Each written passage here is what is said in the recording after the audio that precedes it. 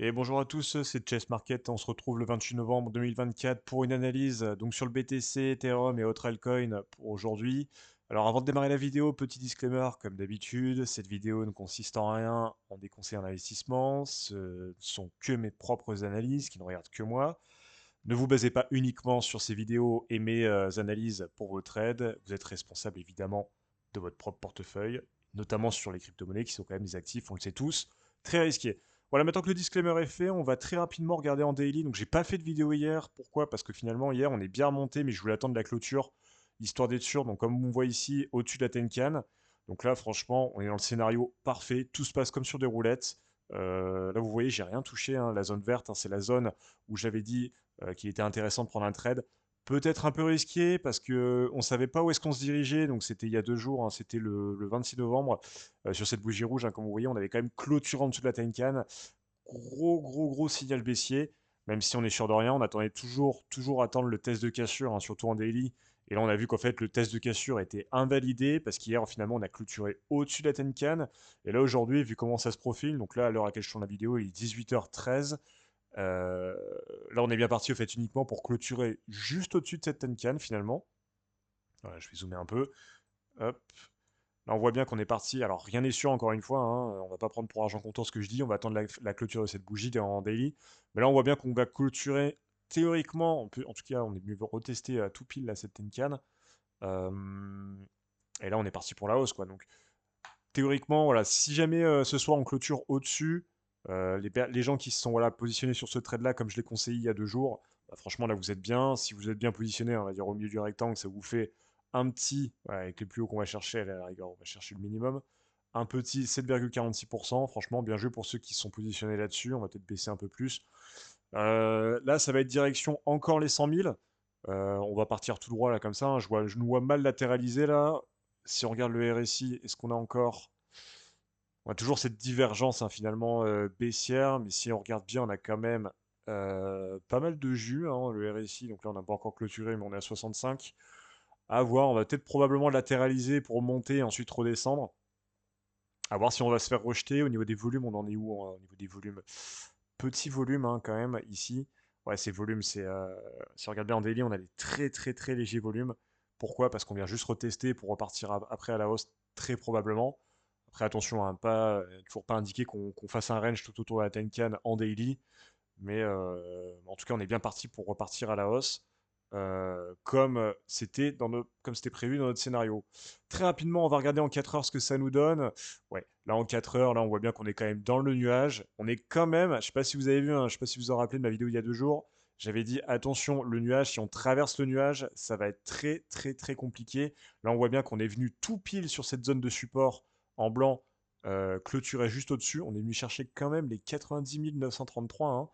Là, on s'est fait une petite frayeur avant de repartir à la hausse donc, et de recasser la Kijun et de latéraliser. Donc là, pour l'instant, en 4 heures, on est quand même dans le nuage.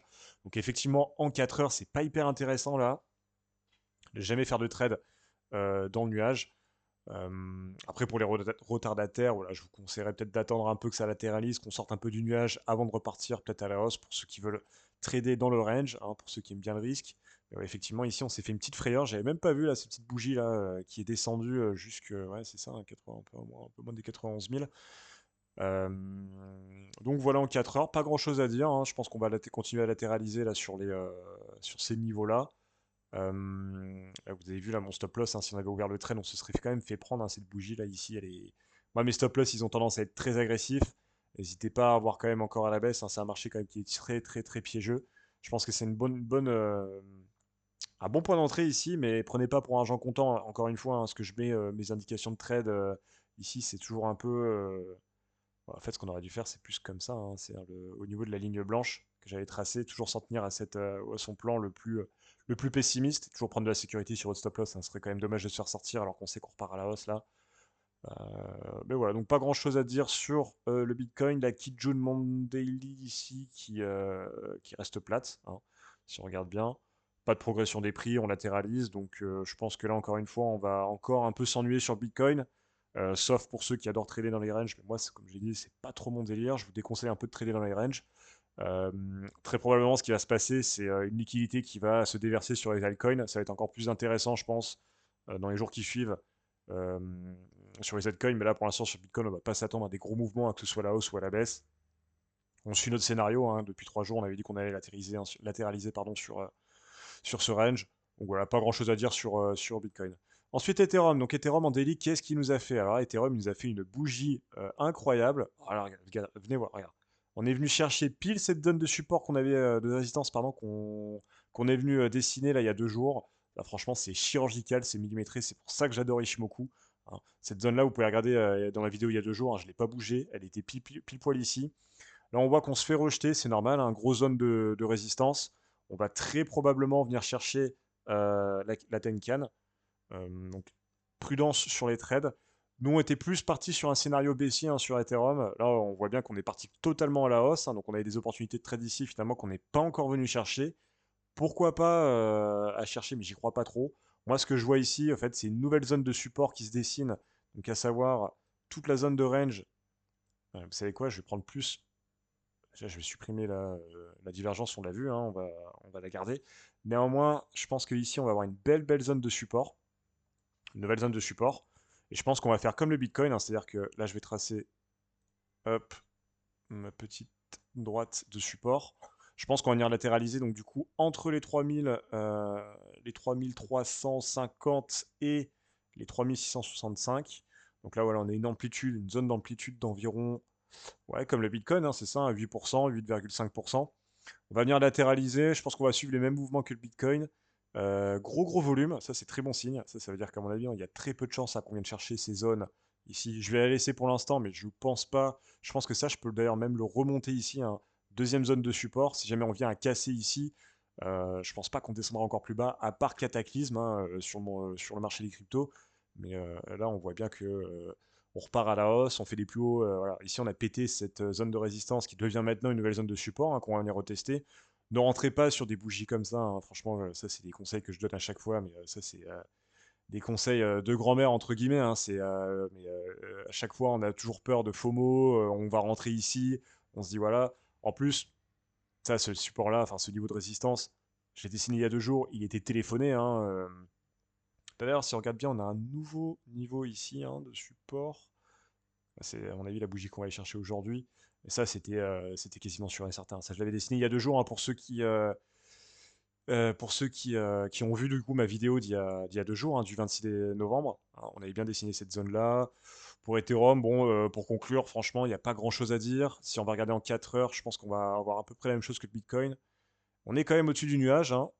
Ici, on avait le swing, on avait dit attention, attention, et comme quoi, franchement, le marché des cryptos est toujours piégeur. À chaque fois qu'on s'attend à quelque chose, finalement, il fait l'inverse. Donc, moi, j'avais pas prévu de short, il me semble, sur Ethereum. J'avais prévu une baisse et justement des zones d'achat.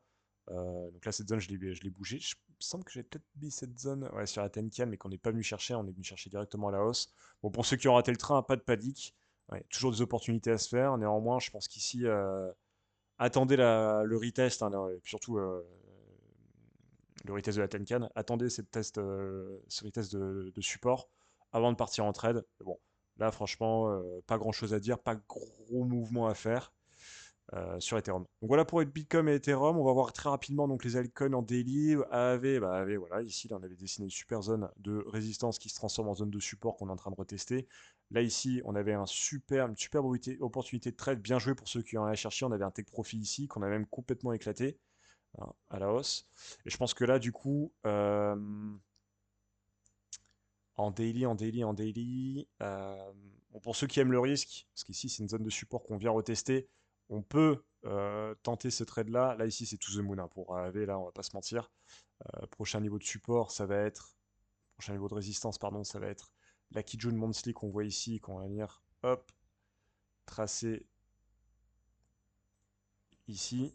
Attendez, je vais juste augmenter la taille. Voilà, donc ça c'est le prochain niveau de résistance qu'on peut aller chercher sur AAV. Ça nous fait à partir. Donc là, si on ouvre ici, je déconseille de prendre le trade ici, hein, mais ça nous fait quand même un plus 25%. C'est vraiment pas dégueulasse. Moi, j'attendrai quand même forcément, il faut attendre la clôture de la bougie d'aujourd'hui, hein, déjà. Et attendez voir si finalement cette zone de support ici sera une vraie zone de support ou si jamais on va venir chercher la Tenkan. en fonction de ce que nous fait le Bitcoin, hein. Si jamais le Bitcoin nous fait une journée très rouge, hein, on va forcément aller chercher la Tenkan, voir la Kijun. Bon, la Kijun, j'y crois pas trop. Mais là, on a une belle zone de support qui est en train de se dessiner. Et qu'on va d'ailleurs représenter tout de suite. Hop, avec des belles opportunités d'achat, je pense ici. Mais à voir à voir d'ici demain, ce que ça donne. Je pense qu'ici, là, on va avoir une bougie de retest. On va repartir à la hausse. Bien joué pour ceux qui ont pris le trade là, que j'ai du coup bougé, mais il y avait une. Tiens, je vais supprimer ce trade là qui est maintenant obsolète, l'ellipse aussi. Ici, on avait un beau trade à prendre, hein, pour ceux qui sont rentrés dessus. Donc moi, j'avais dit, voilà, au niveau de la... Alors, j'ai plus les niveaux en tête, hein, mais vous regarderez, vous me direz dans les commentaires. Et moi, j'avais dit, voilà, jusqu'à la ligne blanche, ouais, il y avait un bon... et j'ai pris à la louche. Allez, on va dire un bon 10% à prendre, donc franchement, bien joué. Ceux qui sont même restés jusqu'au bout, ils ont pu prendre 15%. Bah, franchement, bien joué pour ceux qui sont restés jusqu'au bout. C'était un super trade et c'était assez téléphoné ici, donc bien joué. Chili's, on est à peu près pareil. Euh, Ouais, on est quand même allé chercher. Non, ici, on latéralise quand même en daily. Pas grand chose à dire. Je pense qu'il vaut mieux attendre le test de la Tenkan pour ceux qui sont pas encore rentrés. Je pense qu'on va quand même revenir ici, une petite zone de support, hein. Euh, je pense qu'il y a un trade à prendre ici. J'achèterai pas aussi haut. Attendre que ça descende un peu. Là, c'est un peu bizarre, on latéralise, mais les volumes sont quand même assez bas. Vous voyez, hein. Quand on monte, on a des gros volumes, mais quand c'est rouge, on a des très faibles volumes. Donc ça, c'est très bullish, hein. Donc à voir en 4 heures si jamais il n'y a pas une petite zone d'entrée qui serait intéressante. Voilà, on latéralise, c'est pas beau du tout en plus, hein. On est entre la Tenkan et la Kijun. Il y a le nuage qui se profile. On n'a pas des pas des super belles zones d'entrée, même si on fait quand même des plus hauts, toujours plus hauts. Et on fait des. Voilà, on a ici, en 4 heures, on a un triangle de compression, hein, très rapidement, hein, on est un peu comme ça. Hop. Voilà, c'est du chartisme. Vous savez que je suis pas très fan de ça, mais bon, en théorie, ça reste bullish. Mais alors, au niveau des points d'entrée, bonne chance. Il faudrait regarder dans vraiment en 1 heure ou en 15 minutes si jamais c'est intéressant. Mais là, en 4 heures, ça nous dit rien. Et en daily, c'est pas beau non plus, hein, franchement. En daily, on latéralise depuis 4-5 jours. Là, c'est pas très beau. Donc, mais pareil, pour ceux qui sont rentrés au niveau de la Tenkan, bien joué. Parce que là, à mon avis, on va aller chercher la Tenkan Monthly. Là, aujourd'hui, je pense que c'est trop tard pour aller chercher un trade trop risqué. Voilà pour les alts. Donc, encore une fois, n'hésitez pas à me dire en commentaire si jamais vous voulez que j'analyse d'autres altcoins. Moi, ce que je regarde en priorité, bah, c'est surtout XRP, hein. Encore une fois, bien joué, hein, pour ceux qui sont rentrés là sur cette zone-là. Donc attention, à chaque fois quand je mets une droite, c'est toujours une zone, hein. Donc la zone d'achat était plus ici. Bon, je sais que c'est simple de dire ça comme ça, mais bon, en fait, on sait jamais exactement, hein. C'est quand même un marché qui est les cyannes de police qui viennent s'inviter dans la vidéo. On ne sait jamais exactement à quelle zone on va venir chercher les prix, hein, mais là, ici, on a une superbe opportunité d'achat. XRP, comme je l'ai dit, hein, dans mes autres vidéos, c'est to the moon. Là, on fait vraiment une latérisation dégueu, c'est pas très beau, mais si vous regardez bien, on a les volumes qui descendent dans un range. Ça veut dire que ça va pas tarder à péter. Si on regarde le RSI, le RSI, on est quand même encore haut, hein, franchement. On est quand même encore à 83. Donc moi, franchement, parier à la hausse tout de suite, j'y crois pas trop. On n'a plus trop de jus pour monter. Donc moi, XRP, je pense qu'on va latéraliser pendant un bon bout de temps. Et vous savez quoi? Je pense qu'il y a d'autres opportunités de trade là qui vont se dessiner. Toujours sur XRP, donc là je vais décaler dans le temps. Je pense qu'on va latéraliser là pendant un bon bout de temps sur cette zone-là, histoire de consolider au fait toute cette hausse qu'on a fait complètement dingue sur XRP. Et du coup, ça nous fait donc des belles opportunités de trade, je pense, qu'on va accompagner à Tenkan. Donc on peut même hop, venir remonter en fait notre trade. Bon, le stop loss, c'est à réfléchir. À chaque fois, je l'ai fait complètement, enfin super rapidement pendant les vidéos. Mais réfléchissez bien à votre stop loss, allez chercher quand même bien bas parce que là, le XRP, là, vous voyez sur cette zone-là. D'ailleurs, je pense que si jamais on en vient à descendre en dessous de cette zone, c'est mort. Donc, moi, je viendrais même mettre pile en dessous de cette zone. Et ici, on a une belle opportunité de trade si on vient étaler dans le temps. Si on revient à revenir sur cette zone, et c'est très probablement ce qu'on va faire, parce que là, on a fait je sais pas combien de doji. Bon, hier, il y a eu une super hausse accompagnée par le mouvement du Bitcoin, mais là, je pense qu'on va refaire un doji. Il faut que le RSI dégonfle. Les volumes sont descendants. Il faut que le RSI dégonfle. On n'a plus de jus là pour repartir à la hausse. Donc, le XRP à surveiller de très près. Je pense pas que ce soit pour demain, mais d'ici peut-être début de semaine prochaine. Bon, encore une fois, hein, j'ai pas le boule de cristal, mais on aura des superbes opportunités sur XRP là qui vont venir. Pour ceux qui sont pas encore rentrés, qui sont pas encore dans le train, qui ont peur de FOMO, attendez, on va forcément venir retracer ou faire un range ici, et on aura des belles opportunités d'achat quand toutes les planètes seront alignées. Je ferai une vidéo là-dessus de toute façon pour vous dire quand est-ce que ce serait le bon moment. d'acheter. Voilà, bah, c'est tout pour l'analyse d'aujourd'hui. Donc, n'hésitez pas aussi à vous abonner, à lâcher des commentaires, à lâcher des likes. Ça coûte rien et pour moi, c'est super utile. Je viens de lancer cette chaîne là pour le début du bull run, donc du coup 2024. Et ça m'aiderait énormément pour le référencement. Je sais qu'il y a une majorité silencieuse là qui regarde mes vidéos, qui se positionne forcément sur des trades, que ce soit en daily, intraday ou autre. Et franchement, voilà. N'hésitez pas à lâcher un like ou un commentaire. Moi, ça m'aiderait énormément pour le référencement et à vous abonner pour toutes les nouvelles vidéos et nouvelles analyses en fait, qui vont arriver et pour toutes les opportunités de trade. Ces analyses, je les fais gratuitement. Je les partage pour vous parce que moi, c'est ma passion.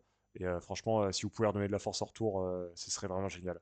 Voilà, bah, très bonne soirée à vous. Et puis, bah, je vous dis très probablement à demain ou à ce week-end pour une nouvelle analyse, pour voir si jamais les marchés ont fait d'autres mouvements ou pas. Mais je pense que là, on va latéraliser pendant au moins un bon 2 3 jours. Donc voilà. Allez, c'était Chess Market. Ciao.